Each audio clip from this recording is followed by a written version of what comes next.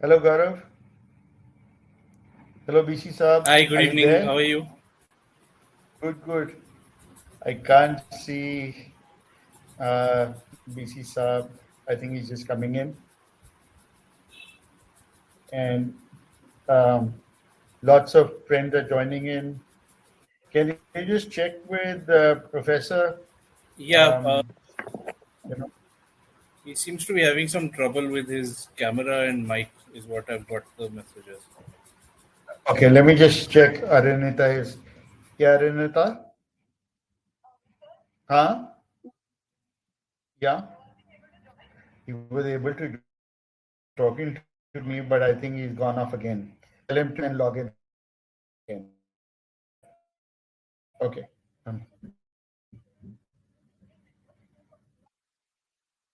Then you tell Gaurav, you do whatever you have to do. Okay. Welcome, friends. Welcome. We've got some network issues, but don't worry. Professor Choudhury will be here really, and we're looking forward to his talk. So kindly wait. I want to know if I'm audible. I know my lighting isn't very good because I'm in Lucknow in this hotel, and the the lighting in this room is not very good.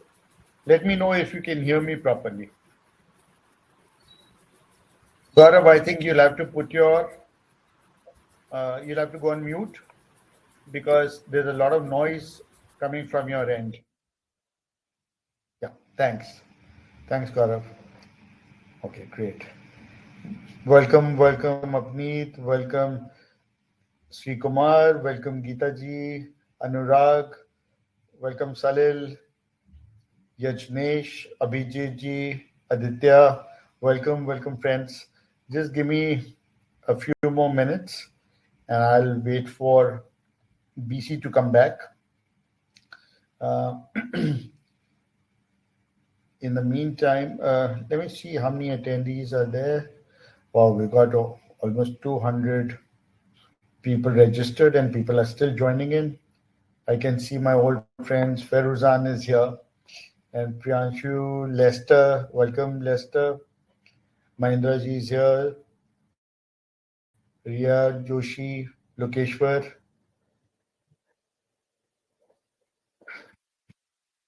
Isar Boro. Welcome.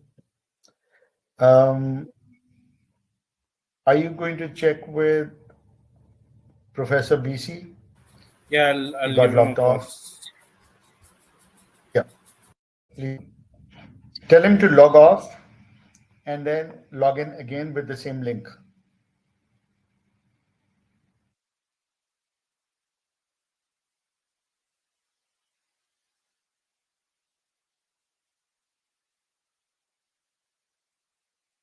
Good evening, Pankaj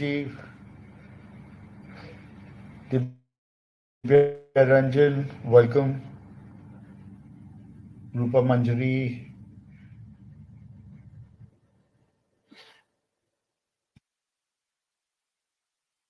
I don't know. Get Abhijit ji, what's Chromecast? Okay. So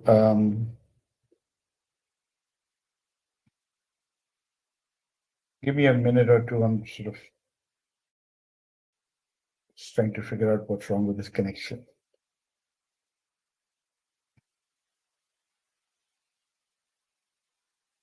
I think Arinita, Gaurav is calling BC sir, and he's trying to get in touch with him. All he needs to do is log off and then log back in, and then he'll be there.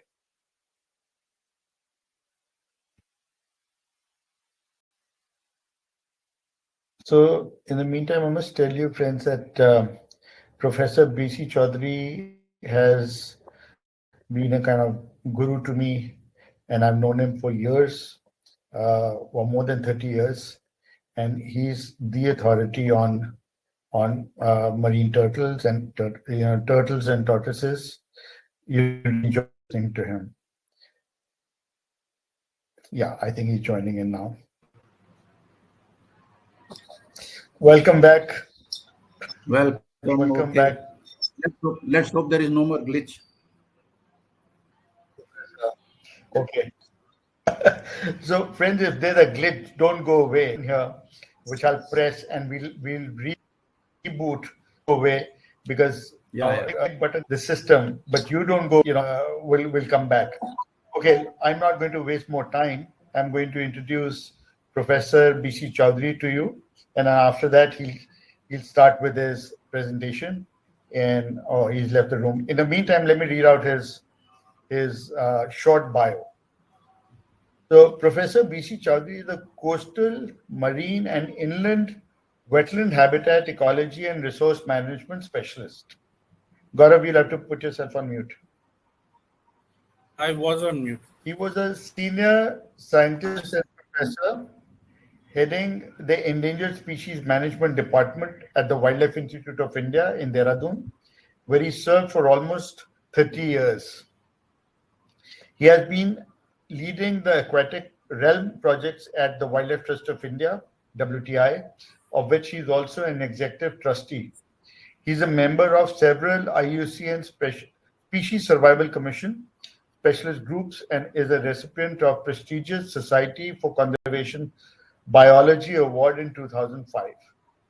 In 2022, he was declared as a living legend in marine turtle research and conservation by the International Sea Turtle Society, ISTS.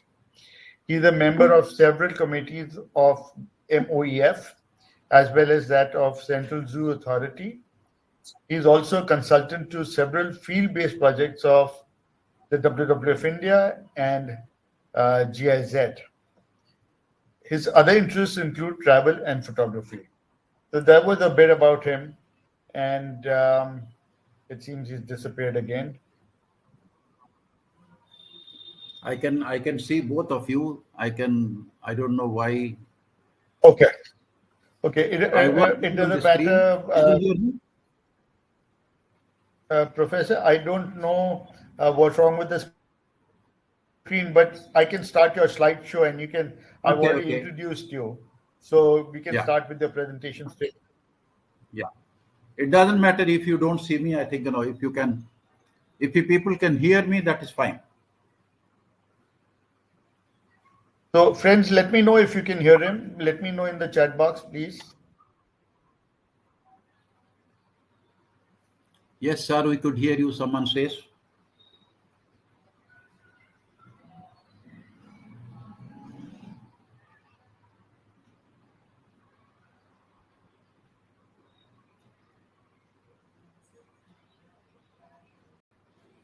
Yeah, I think everyone is able to hear me. So I am starting the talk. Is that okay? Yes, sir. Please do. Go right ahead. Okay. Okay, friends. I think we are, all of us are uh, awfully sorry for technology not giving the proper support. I think as we often don't give support to our wildlife, I think sometimes technology also doesn't give support to us. Okay. Having said that, it was so nice of Mohit and my friend Vivek to request me that I should give a talk on something. So I thought, let me give a talk to you on sea turtles. And this is a species, the sea turtles is something which actually brought me into wildlife work.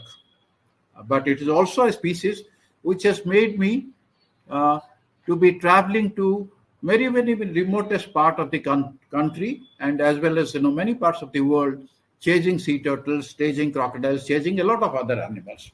So my talk is going to take you to my first exposure to sea turtles. I take you back to 24th of December 1975. That was the dates when the sea turtles in the largest nesting area in India, which is the Gahirmatha beach in Orissa. That is where I was exposed to the sea turtles. And they said, you have to count how many sea turtles are coming to the coast. And that is how we can make a population assessment. And at that point of time, what we were doing, we had a hurricane lamp because they nest at night time. We had a hurricane lamp and a paint box on our left hand. And as a turtle comes out from the sea onto the seashore to nest, we will put a cross on its carapace so that we don't count it again. And it started somewhere around 6 o'clock in the evening because in eastern India the sun sets early. And I kept on putting crosses and counting the turtles till next morning 8 o'clock, which was exactly 14 hours.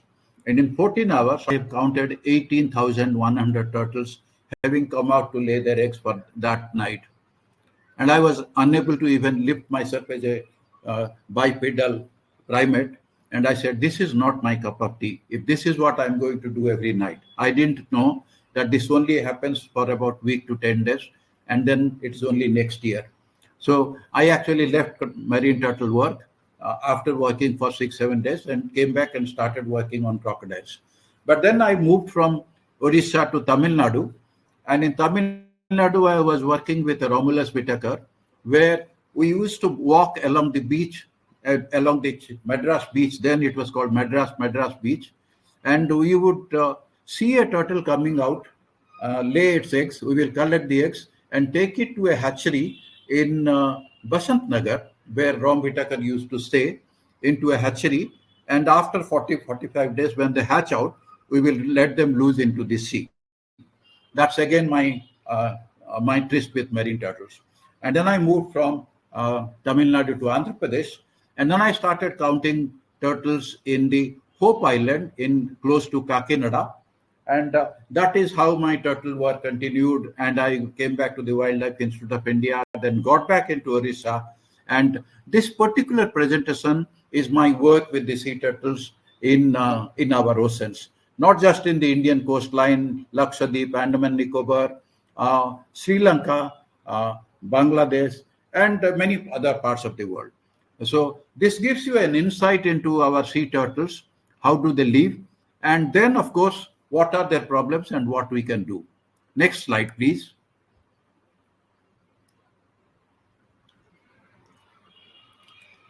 Okay. Okay, next one. This is a sea turtle which you can see when they come out of the sea. One thing I would like to let you know, what is the difference? Americans call everything turtles, but we call turtles, tortoises. What you see in the screen is a star tortoise. All tortoises are land-living animals. They walk on the land, and because they have to be on the land, they don't live in the water. They have to have a very, very hard body cover, a body shell, so that they will not lose body water. Whereas all turtles living in the water do not need a dome-shaped body because they have to swim in the sea and the body has to be flat with little resistance to the water.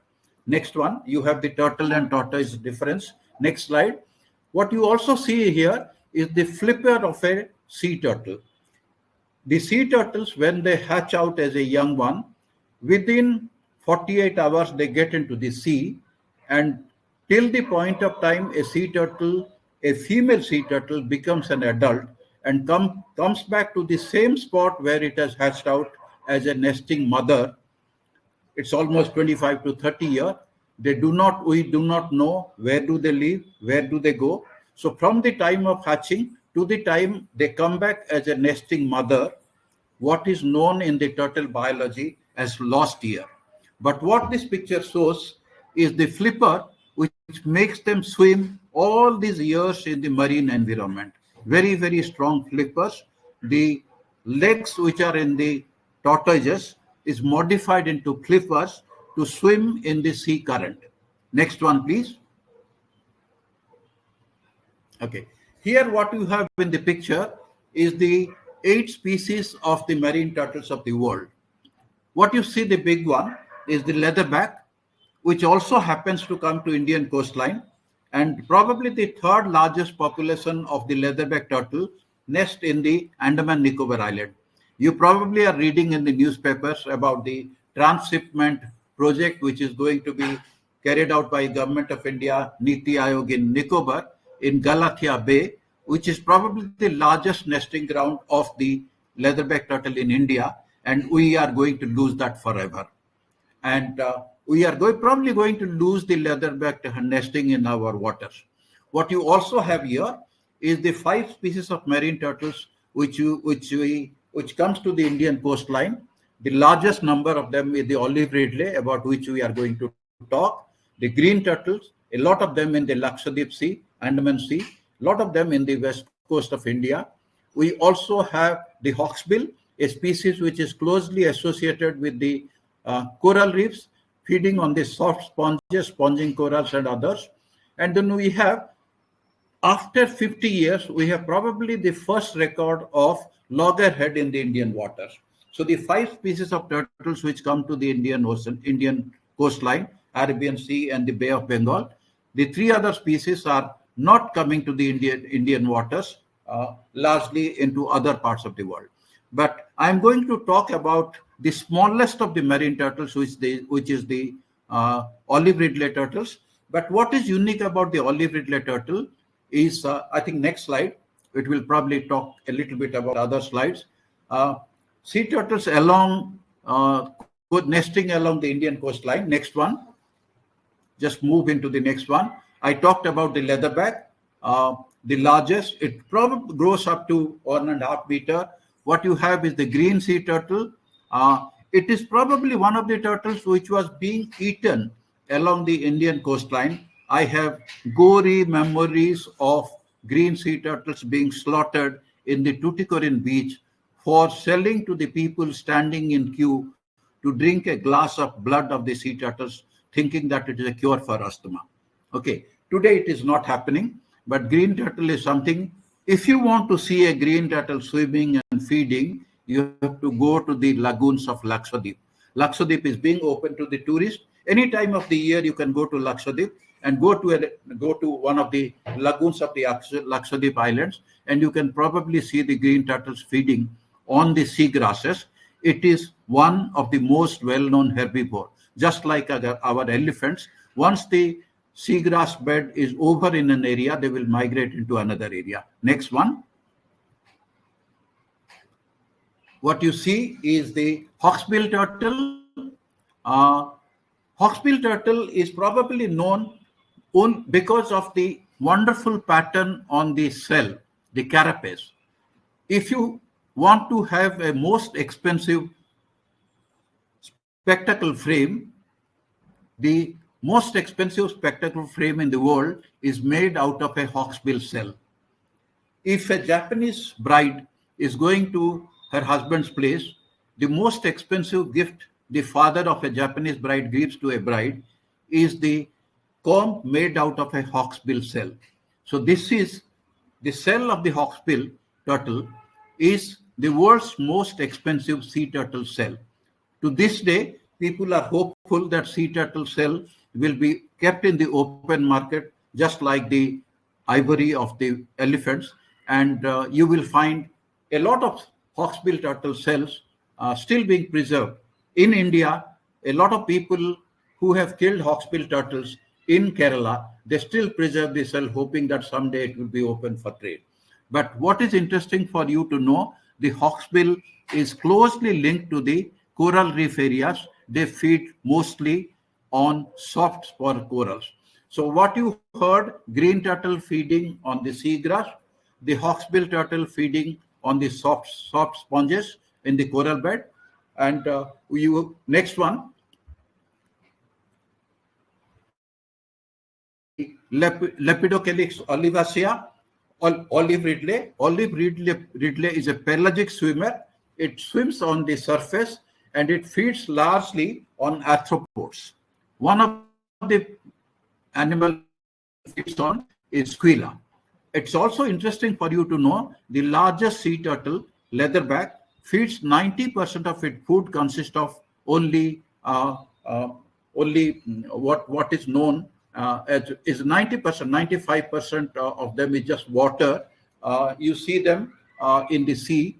It is what it is called. It's an anemone, and it largely, though it is the largest body size, 90% of its food consists of, mostly of water. Okay.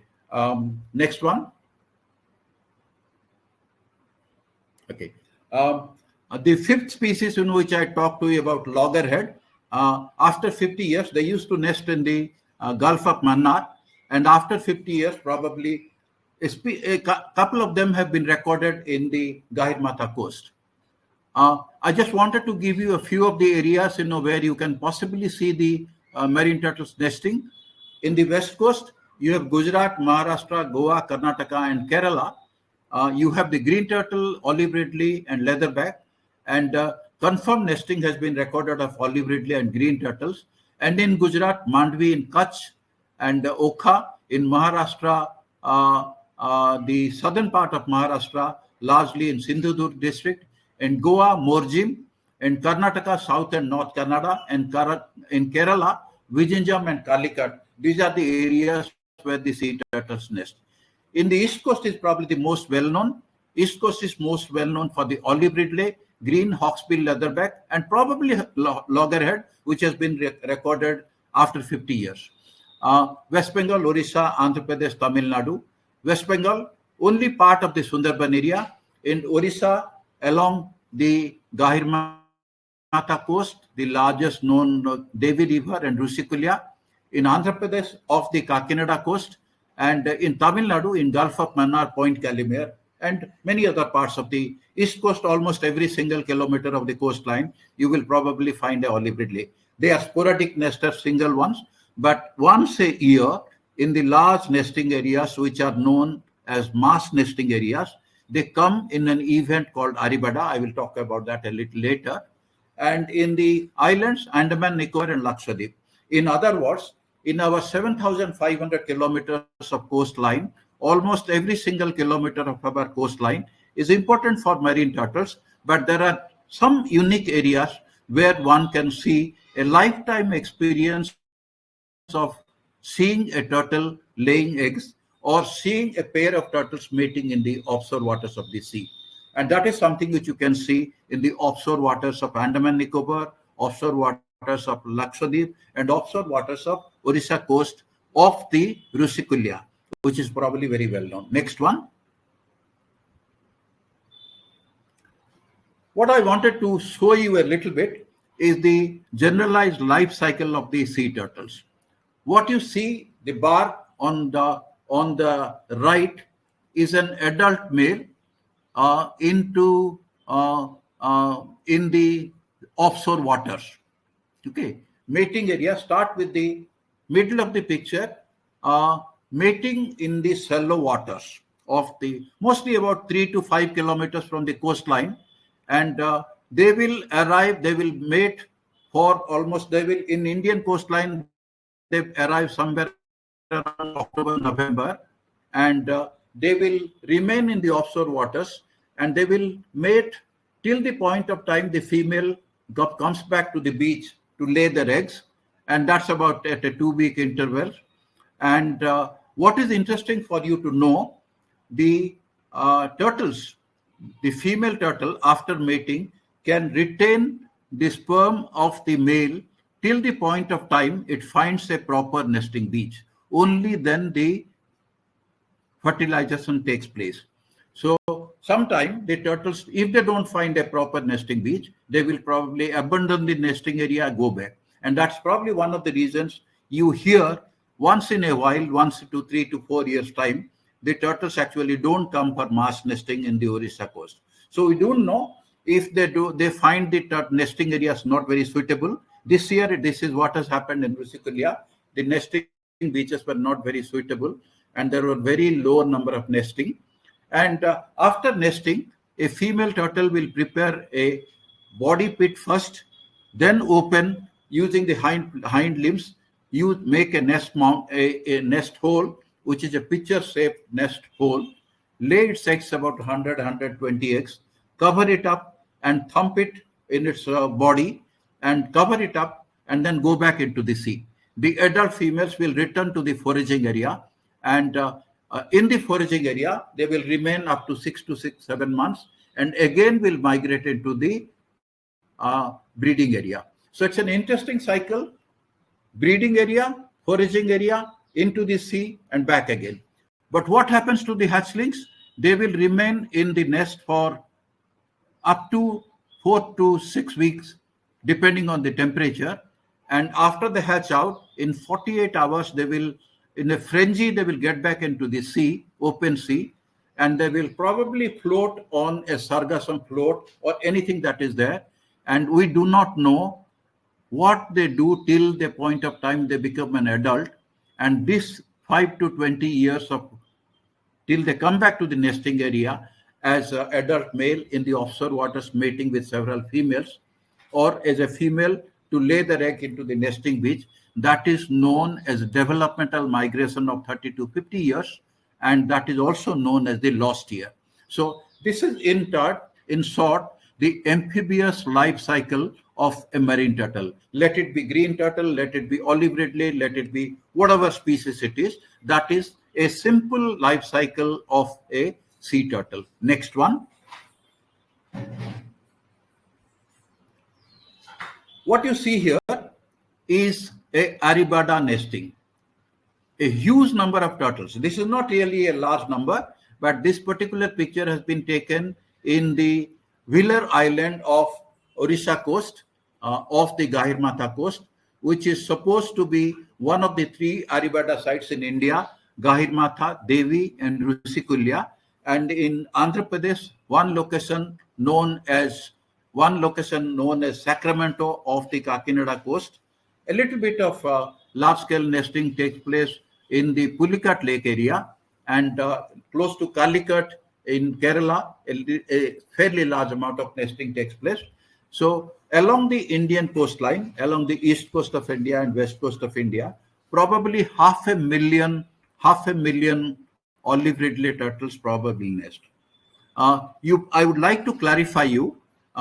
People also call the olive ridley Pacific olive ridley, and many people tend to believe they come from the Pacific Ocean.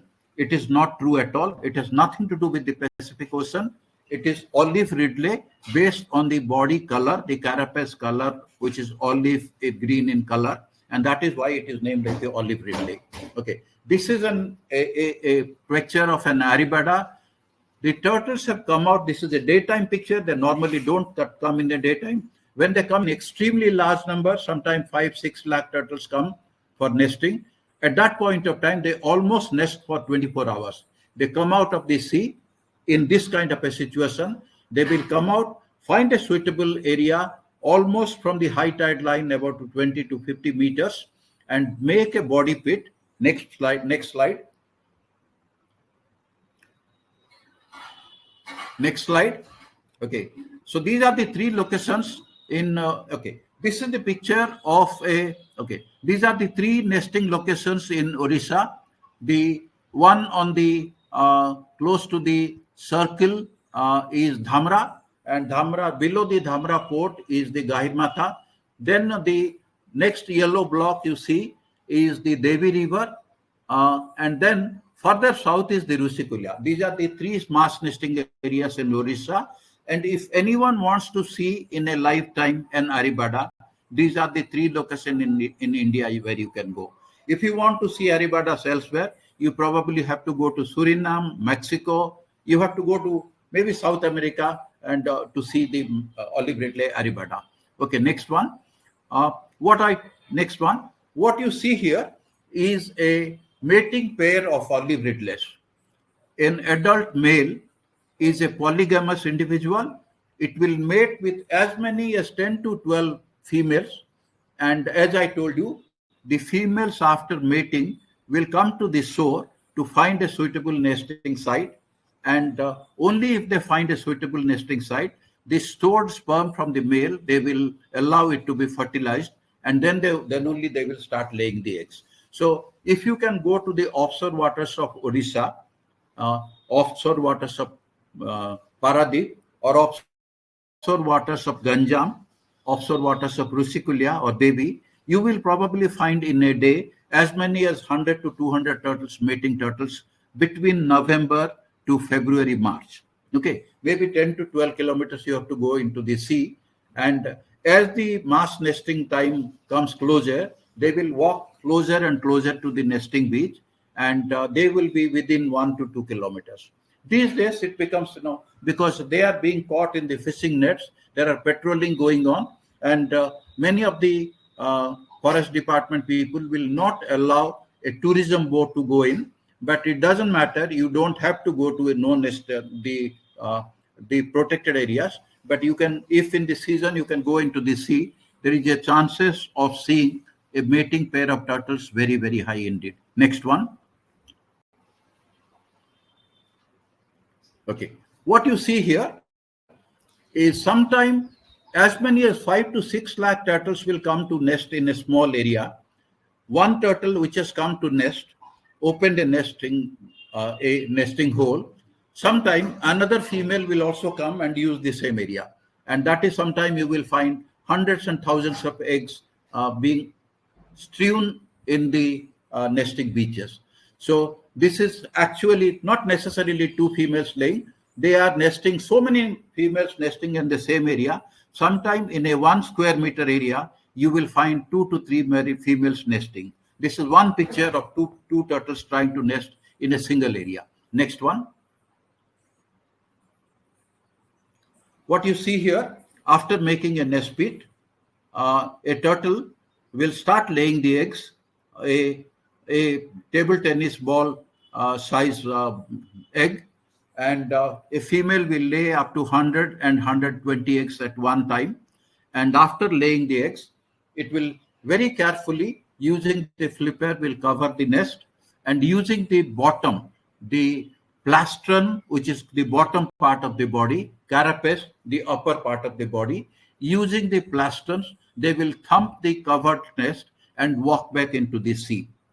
The eggs are left onto the mercy of the temperature of the sunlight, buried under the sand, and the higher the temperature, more females will come out, and lower the temperature, more males will come out. And what is known in the turtle biology is temperature-related sex determination. Unlike other animals, they do not have XX and XY chromosomes. It is the temperature at which the incubation takes place that determines whether males will come or females will come. And it has an interesting connotation with the increasing sea level rise and increasing temperature of the environment. What might happen to the sea turtles in the future, whether all resultant offsprings will be females without any males, and what will be the situation of the turtles in the world, is a big question mark. One of the theory goes, a climate change has actually made many of the reptiles go extinct, including the dinosaurs, because the global climate change has favored only one sex. Amongst the reptiles, there are no XX and XY chromosomes. It is the temperature-dependent sex determination which makes the males or the females come out of the... Okay, next one. Next one. Okay, what you see here is previous one. What you see here is the females, when they are ready to hatch out, most often after 45-50 days of incubation, they will come out from the nest, and it normally is initiated by a thunderstorm, and because the temperature has to be low when they come out, they often come out at night, and it is the shimmering light of the moon on the sea surface which gives them the illumination cue to walk from the nesting area into the sea. But if that is the photo pollution. If you have other lights onto the landward side, like artificial lights, port lights, beach lights, then instead of going to the sea, they will walk back onto the land, and which is a major problem. And that is one of the reasons on the seafront development, we keep on telling them, do not use illuminated light. But this is something which you might be reading in the newspapers in Goa. Sound and light is something which they are attracting tourists, but that will be the death knell for the baby turtles when they hatch out. instead of going to the sea, they will walk out into the beach, onto the land. Hundreds and thousands of baby turtles every year are collected from the landward side and taken and released back into the sea in Orissa, where 5 to 6 lakh turtles come to lay eggs, which means 5 to 6 lakh nesting turtles, and 5 to 6 lakhs multiplied by 100 and 150 eggs. But even while they are laying eggs, even after laying eggs, they are subjected to a lot of threats. I will talk about that a little later. After hatching, they go en masse into the sea. Next slide. Next slide. What you see here is a huge number of baby turtles walking into the sea. And this is a sight just like hundreds and thousands of turtles coming to lay eggs, adults, is one side. And equally large number of baby turtles walking into the sea is another amazing sight for any wildlife lover. Okay, the nesting turtle you can see sometime in March, April these days, and you can see towards the last week of May or towards the first 2 weeks of June, you will see millions of baby turtles going into the sea. But very often they choose to go back into the sea as their mothers lay eggs in the night. Even the young ones go back into the sea during the night time. And this is a strategy to avoid predators. They have huge number of predators. Next one. Marine turtles are fantastic long-distance migrants. This is also the reason they migrate from one sea to another sea, one coastline of a country to another coastline of a country. And that is one of the reasons I gave the title Marine Turtles, our ambassadors of the sea. Okay. While the smallest of the next one, next slide. How do we know they are long distance migrant? Onto the flipper of the turtles, onto the front flipper of the turtles, we fix a monel metal tag. The monel metal tag will not corrode and will remain with the flip for a longer time. What you see in the picture is a former student of mine, currently a faculty at the Wildlife Institute of India, Dr. Bivas Pandav. He's actually tagging a turtle. The next slide. What you see here is Wildlife Gahe Matha 15,174. So we have tagged in a particular year about 30,000 turtles to find out, based on the tag, where are they going and where they are coming from. Next one. Next one. What you see here, what we tagged on 13th of March 1997 in Robert Island, in Wheeler Group of Islands. In 27th April 1997, it was picked up by a fisherman in Sri Lanka. So that's about 17 days and 27 days. So roughly about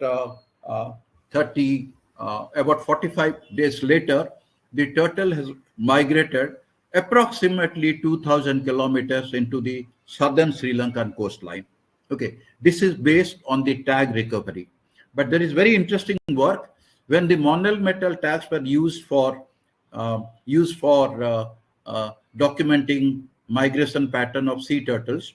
One of my colleagues working in Australia, Dr. Colin Limpus, found the turtles going into a remote island, largely inhabited by Aborigine tribes, and they use turtle meat. They kill turtle, and every time they caught a turtle with a tag, they picked up the tag and collected all the tags and make them into necklaces. While researchers were looking for this tag, they found this necklace of sea turtle tags being worn by Aborigine tribes in Australia. Very, very interesting phenomena. While researchers want the information, the tribals thought it is a jewelry for them. That's in Australia. But what we have, what you found, WG 1500 1071. On the other side of the tag, it is written, return reward. The address of the researcher is given. So the fishermen in Sri Lanka who caught the turtle with a tag. They gave the information to us, but we never rewarded them in cash. We rewarded them in kind. If we give the cash reward, people will keep on trying to catch them from the sea, and that will be an additional threat to the turtles. So we give them in kind, not in cash. Next one. Next slide. The recovery sites of tagged turtles from the coastal waters of Sri Lanka. What you see is the east coast, west coast, all over the Sri Lanka coastline. And why do the turtles who are nesting in the Orissa coast, after the nesting in March, April, they go back into the foraging areas of Sri Lanka, southern part of Sri Lanka, and they remain forage there for almost 6 months, and then start coming back. I will give that in a little later about other methods of tagging, other methods of documenting their migration pattern. Next one. Okay. There are movement also. Earlier, Gahirmatha turtles going back to the Sri Lanka, but we have also recorded Gahirmatha turtles nesting in Gahirmatha. In a 2-week interval, they go to Devi River. Turtles nesting in Rusikulia going into the Devi River. So there are inter-rookery movements of the turtles, and sometimes the same turtle will lay up to 2 or 3 nests in a year.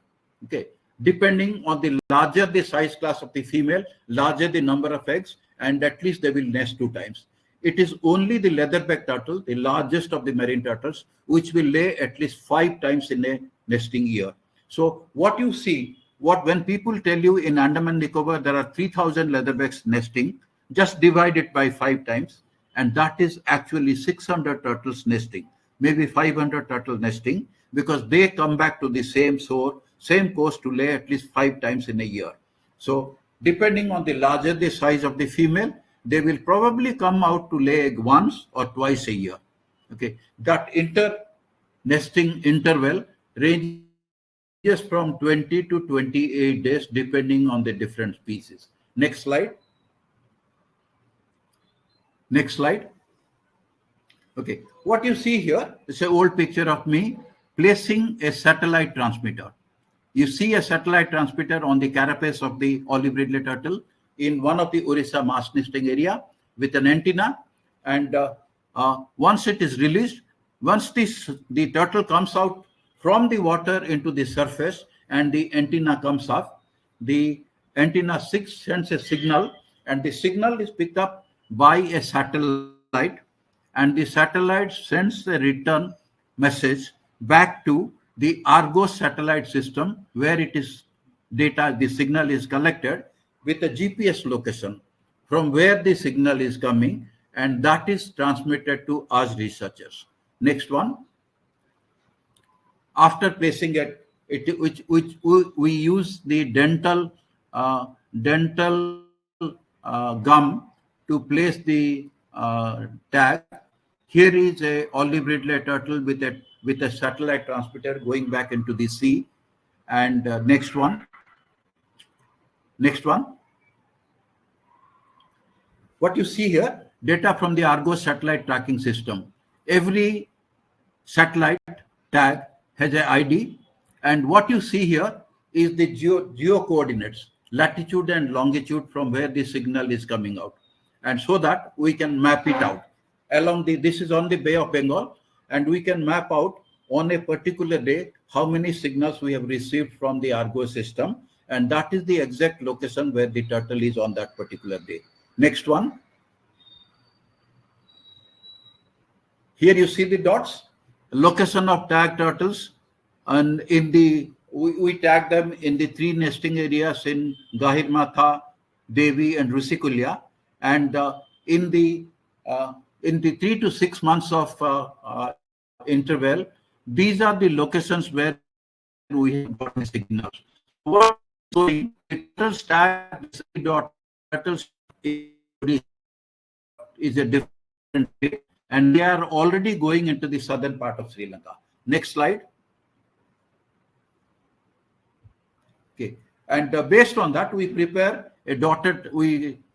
What you see here is almost, something like 20 tagged individuals data. We join the dots and find out the migration path.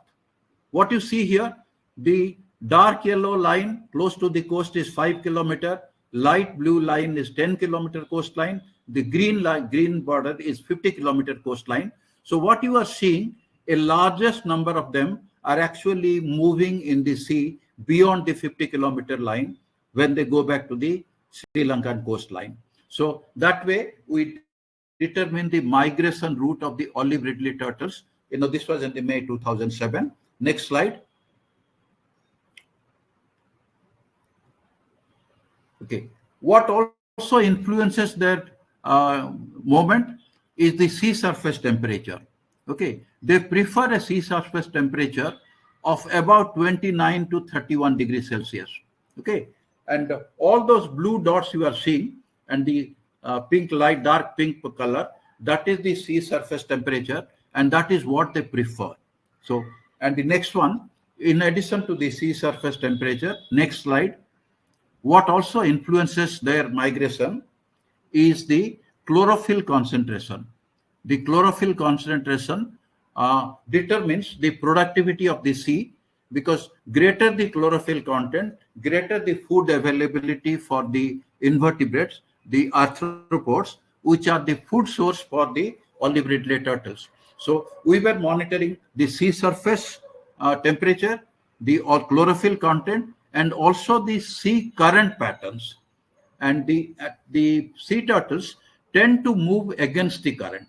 When they are coming into the nesting beaches, our ocean currents are from north to south, and when they are coming back to nest, from south to north. So always one wonders why the turtle is making such an effort to go against current, which means they have to energy, a lot of energy they have to waste. But what we also found later, in the sea, there are circling current patterns. So they jump from one circling current pattern to another circling current pattern.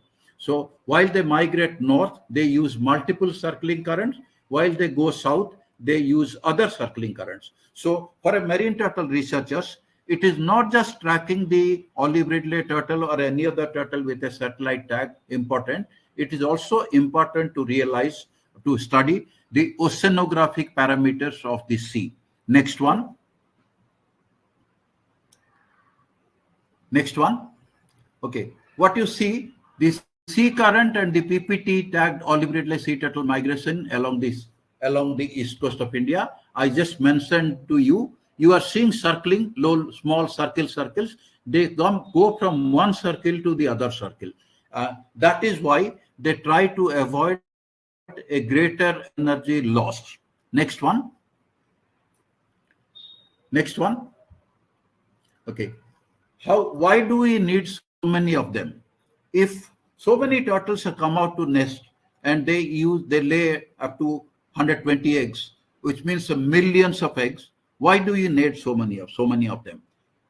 It is not only the adults which face a lot of threat, it is the young ones which are eaten by a larger fish, eaten by foraging bird predators, foraging. There's a lot of predators which feed on them.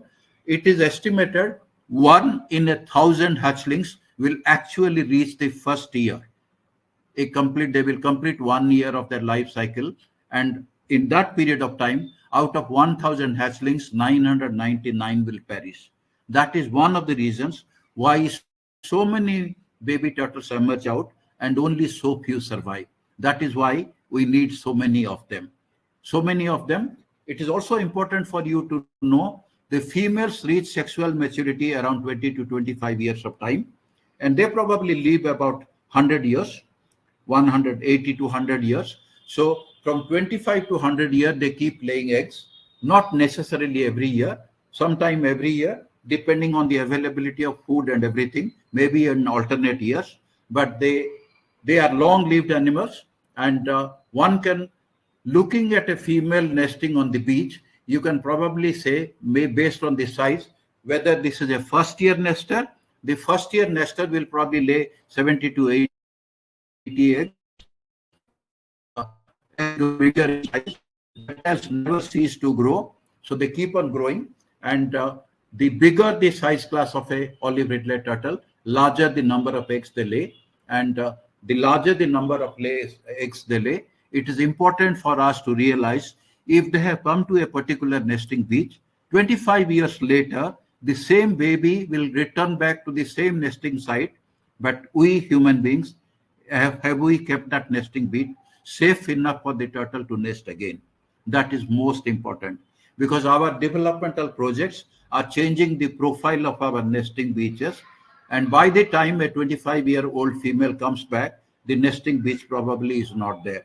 And that is why it is extremely important to safeguard the nesting beaches of marine turtles as protected areas, as conservation areas. Okay, next slide. Next slide. Okay, what you also see here is the Wheeler Island. What you see on the red patch below, this was a continuous into the cluster of islands. In 1989 cyclone, it became fragmented. In 1975-76, the olive ridleys used to nest in a 35-kilometer long beach. By 89-90, they were nesting on 4 to 5 kilometer nesting beach. And now in 2020-24, in Gahir Matha, they are nesting in less than 2 kilometer of nesting beach, because the islands have got fragmented. With the global sea level rise and the changes in the profile of the sea surface and the current patterns, the nesting beaches are also fragmenting. We are destroying the nesting beaches. The natural causes are also destroying. So the long-term prognosis for the sea turtles are not really very good. Next one, how the nesting islands changing. What you see here is how the outer Wheeler, long Wheeler, coconut Wheeler, Nasi 1, Nasi 2, Ekakula, all these areas are getting fragmented in the Orissa important nesting area. Okay, if we satellite imagery based mapping, if you do, you can actually predict what is going to be the nesting area like next year. Technology can provide you the answer, but you cannot possibly create a natural nesting beach by human means. Whatever nesting beaches are, natural nesting beaches are there, we need to take care of them as much as possible. Next one. Next one. Okay. As I told you, sometime the nesting which used to happen in November, December, gradually the nesting is shifting into March, April. By March, April, the southern wind comes and the sea beach starts eroding. And when a large number of turtles come to lay eggs, one turtle having laid, the other turtle will dig open. The nest which is already buried will be opened and the eggs will be thrown out. So you will see sometime thousands and thousands of eggs being there on the beach. Next one. Next one. This is a leatherback turtle, and this is what happens. When the nesting takes place later, the nesting beach gets inundated by the tidal water. The tide actually goes up during the summer months and the sea starts overlaying on the eggs which has already been laid. So they get inundated and all the eggs which are below the ground, on the nesting ground, on the nest, they are submerged and they will not hatch out. Okay. While this happens, next one, next slide. What you see here is the erosion on the feral dogs start predating. You see the erosion. You see on the lower left, baby turtles already washing out. On the right side, the erosion is taking place. These are pictures taken in April, May. On the right side, eggs ready to hatch, but the erosion is taking them out. And the next picture will show you what happens. Next one. You see this, millions of eggs in 15 to 20 kilometers of the coastline, which if they had been laid at the right time, they would have hatched out. But if there is late nesting, the sea beach starts eroding, all these eggs get washed away, and this is a dead loss. Okay, already 999 are killed in the first year. Even before hatching this happens, what is the future of the turtles? So therefore, why late nesting? If during the time they arrive to the nesting areas, which is November, December, January, also happens to be the time where intense fishing activities happen. A lot of nesting boats are there in the beach, in the sea, and the turtles don't come to nest. And they come to nest during March and April, because by March and April, the sea gets rough and the fishing intensity comes down. When the fishing intensity comes down, there are less number of boats in the sea, and the turtles come out to lay their eggs. But they lay the eggs in 40 to 50 days of time. When the eggs are being incubated, the beach starts eroding, and this is what is the result.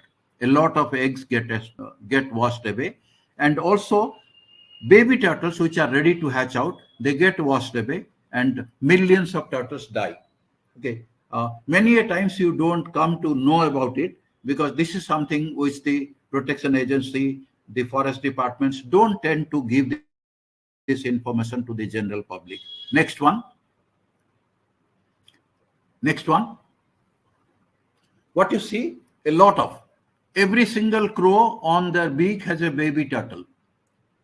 Every large fish you catch from the sea, open them, there is a baby turtle on their stomach. So they have a huge number of predators, baby turtles.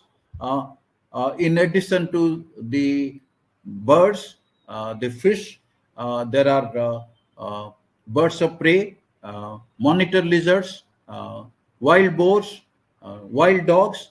A lot of predators feed on the baby turtles, and combined with that, next one. Next picture. What you see, in spite of all that, hundreds and thousands of baby turtles walk into the sea.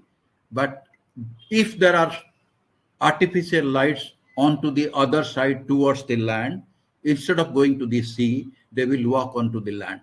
That is another major threat for the baby turtles. Next one. Next one. Problems of sea turtle conservation. Okay, next one. What you see here is a marine turtle interface. What you see here is a set nets onto which a turtle coming to lay the eggs is getting entangled. What you also see on the boat is a trawler net, and onto the right of the below right picture, you see in one trawl net as many as 40 female turtles have been caught. So in a year, you will probably find 10 to 15,000 turtles dead. Okay, most of the time, no one actually counts how many turtles are dead, and the protection agency, fisheries and forest department tend to bury them on the beach even before they are counted. Next one. These are marine turtle interface in the sea on the marine fisheries. What you see is a picture. It's a long line fishery. Long lines are 2 to 3 kilometer long fishing nets left in the sea and collected later, 6 to 8 hours later. In this particular net, we have counted over 200 turtles. So sometimes the marine fisheries mortality is extremely high. Just imagine a female turtle takes about 25 years to become an adult, and if 25 years later they die en masse, 200, 300 of them in a net, and in a year up to 70, 80,000 turtles dying all along the coastline, what is the future of these turtles? It's another thing that we have 500,000 turtle laying eggs in the Indian coastline, and a year's mortality of 10,000, 12,000 is probably not making a dent. But if this keeps on happening, this is going to be a long-term threat for the turtles. Next one. Okay. You see along the coastline of Orissa, dead turtles, which is a ghastly sight for tourists. And this is also one of the reasons the tourism department, the fisheries department, the forest department, all these three departments not only bury them immediately, what they should know for sure, whether they have been clubbed to death by the fishermen to save their net, what has been the cause of their death. If they know that, the future planning can take place. But that is something which doesn't happen. They want people not to see this ghastly scene, and therefore they bury them all. Next one, I can give some data. Next one. Next one, please. What you see here, 219 turtles being dead between 1994 to 1999. This is our work by the Wildlife Institute of India along the Orissa coast. Okay. After this result was given, the Department of Wildlife and Forest got very, very concerned. And even before anyone actually count how many turtles are dead, they are now burying them. Next one. Next one. Okay. I have shown this picture already in the long line and other kind of nets, how many turtles are getting caught. Next one. Next one. What you see here is a turtle excluder device. If so many turtles are getting caught in the trawl nets, is there a solution to that? What you see is a turtle excluder device, which is fitted to the cord end of the fishing net on a trawl. And if a turtle gets caught, onto the left side, it enters into the net. And what you see is a slanting round. Onto the top, there is an opening, and the turtle gets out of that. While the fish actually don't go up, the fish goes into the cord end and gets caught into the cord end. So the turtle excluder device, if some small amount of fish will get escaped, but it will escape all the adult turtles. This was made mandatory, but the fishermen don't use it, complaining that they have a fish catch loss, some 10 to 12% of fish catch loss. They say unless the government pays for the loss, they are not going to use the turtle excluder device.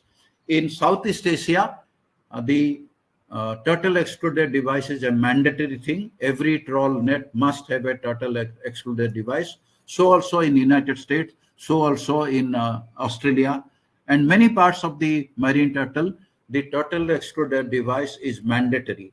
In the Indian coastline, at least 4 coastline states have made it mandatory, but there is no mechanism to see actually whether the trawlers are using a turtle excluder device.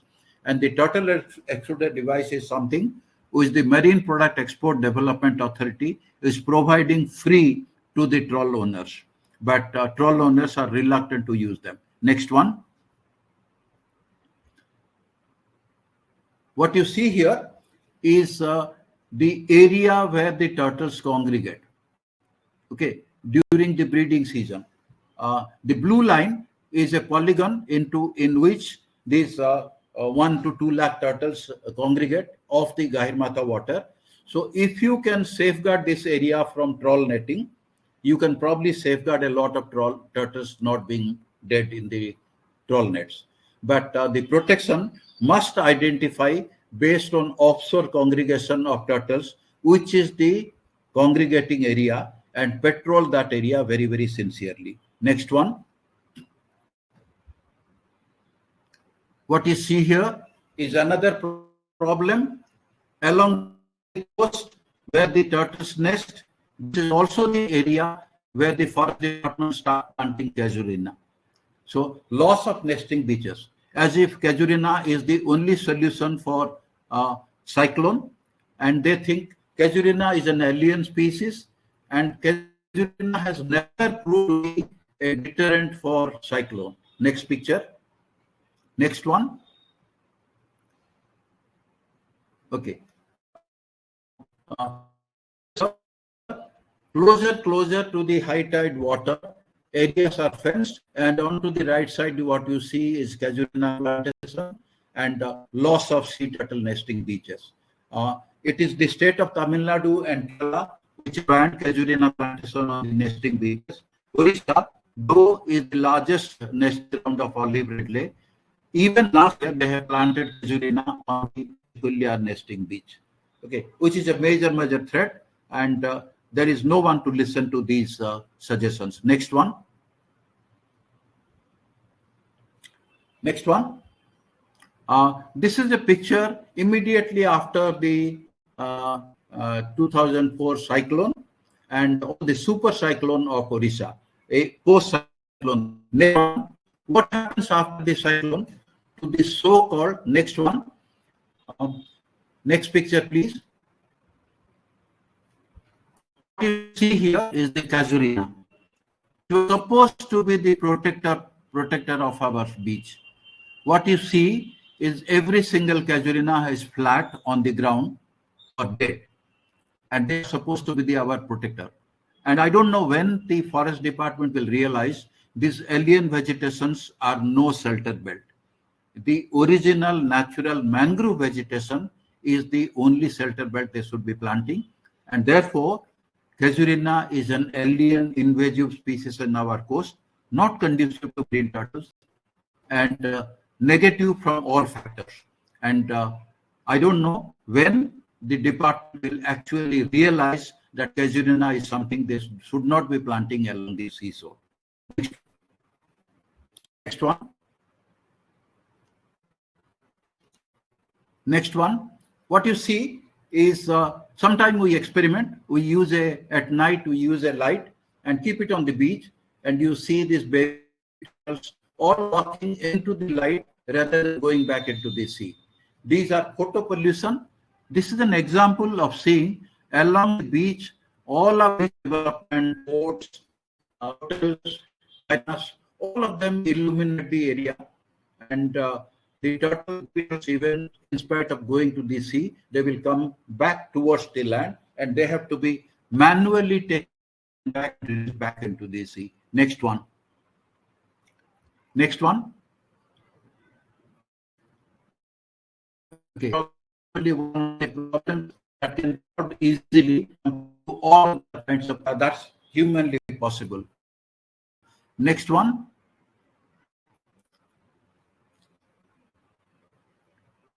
What you all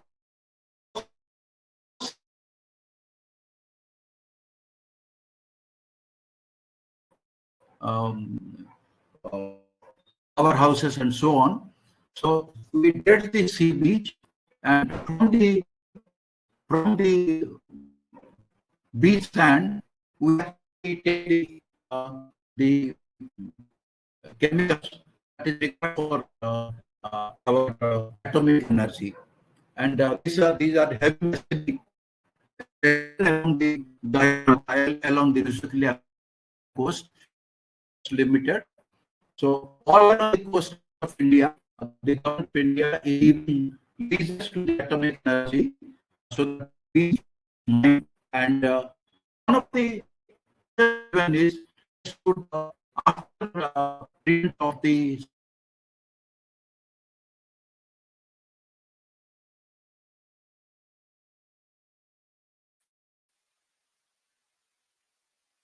Hey friends, I think Professor Signal has gone bad.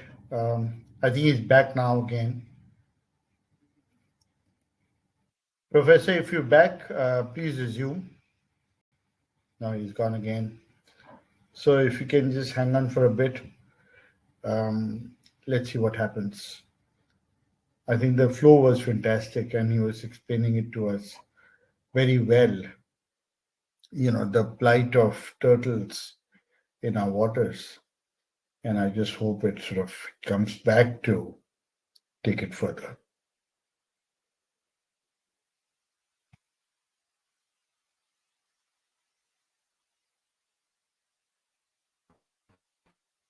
Professor, if you're back, go ahead.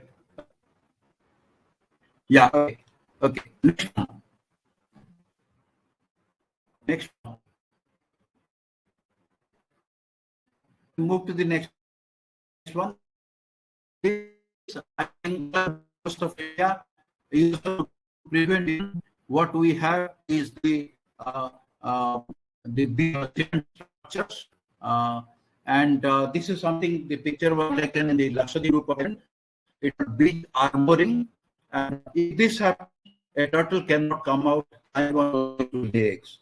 And this is another threat along the coastline of India. Out of 134 kilometers of coast in the Lakshadweep group of island, almost 60% of the island has been beach armored. cement structures, and that is something which is negative. Along the Kerala coast, something is happening. Along the Orissa coast, is something like this is happening. Along the Andaman Sea, is something like this is happening, which is again worrying. These alien cement structures are going to be extremely bad for the marine turtles. Next one. We are also exploring hydrocarbon in our sea coast. Next one. Which are the areas where next picture, next slide. All these squares, what you are seeing, this is where our sea hydrocarbon exploration is going to take place, which again is not extremely very good, not only for the nesting turtles, but also for the offshore congregating turtles. So every year, huge companies are given rights for hydrocarbon exploration, and which is the long-term problem for the sea turtles, olive ridley turtles. Next one. Next one. Okay. How can we solve the problem? As far as the photo pollution is concerned, turn off the problem lights during the nesting and hatching season, minimize beach lighting from outdoor sources, minimize beach lighting from indoor sources, and also many of the nesting beaches we need to be safeguarding as conservation reserves, community reserves, or some kind of a protected area. But since the nesting takes place only for a couple of months, I think it would be improper to prevent the local community not using the beach for 12 months. If we can take care of the beach for 4 months and allow the beach to be used for 8 months, it probably solve the problem of sea turtle. Next one. Next one, the last one possibly. Use alternate long wavelength light sources, low pressure sodium vapor lamp, motion sensitive lamp, yellow filters, bug light, red LEDs. Use of light screens and enhancement of dune profile. Dune profile needs to be maintained by reducing the alien and invasive plant species. And these are some of the things which you can take care of. But more importantly, it is people, your understanding of the sea turtle, putting pressure on the coastal forest department and wildlife department, what they should do for the marine turtles. A people voice is probably the better voice and bigger voice, and that is what is expected. I think that's all I have to say, at least now. I think the last picture is probably a thank you slide. Last slide.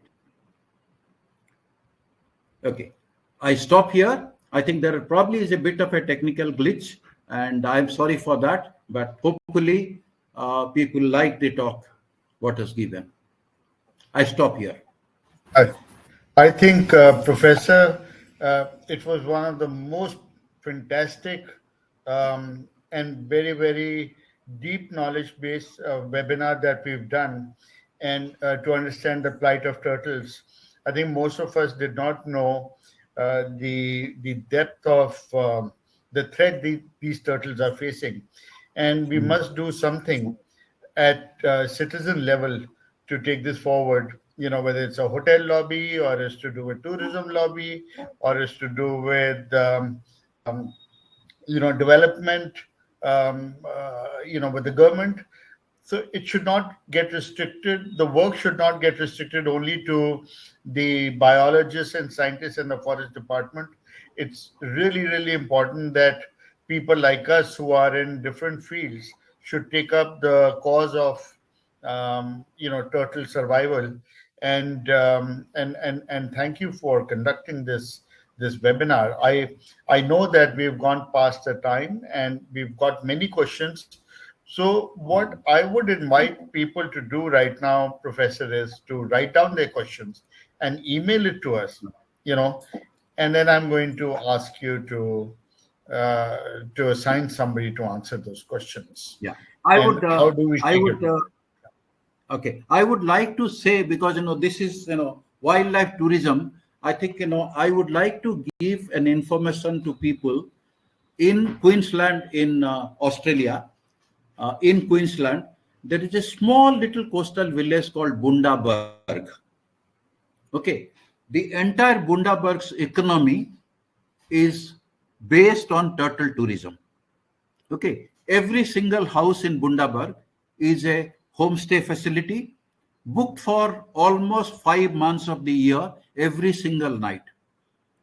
And at night, volunteers take up to 20 or 30 people in a group, walk on the beach without any light, no flashlight, no nothing at all, walk up to 3 to 5 kilometers of the beach. They see a turtle coming out, a loggerhead turtle coming out, laying eggs. They will collect that clutch of egg, take to a hatchery, plant it, and on that night, possibly in another hatchery, early morning, a nest would be hatching. So they collect a clutch of egg, put it in the hatchery, they collect a clutch of hatchlings and take it and release into the sea. That is a one night experience, an experience of collecting eggs and experience of releasing baby turtles. If you Google Bundaberg in Queensland, you will find every year for 4 months of the year, every single house in Bundaberg is catering to the international tourists. The same thing happens in Malaysia. The same thing happens in Indonesia. But in the Indian waters, we probably had not even ventured to expose the turtles to our tourism sector. It is important to plan it well. And probably it is not the tourism which is important. It is important that people know about the turtle a little bit more. Yeah, absolutely. And I think, Gaurav, can I request you to copy the entire chat and Q&A so that we have this repository of all the questions Yeah, from your side? I'll copy the questions and keep. And also, let's start working on turtle tourism to protect turtles. That's what our specialization is. We should be able to float this off very soon. So please start working with the team and seek my help to take this further.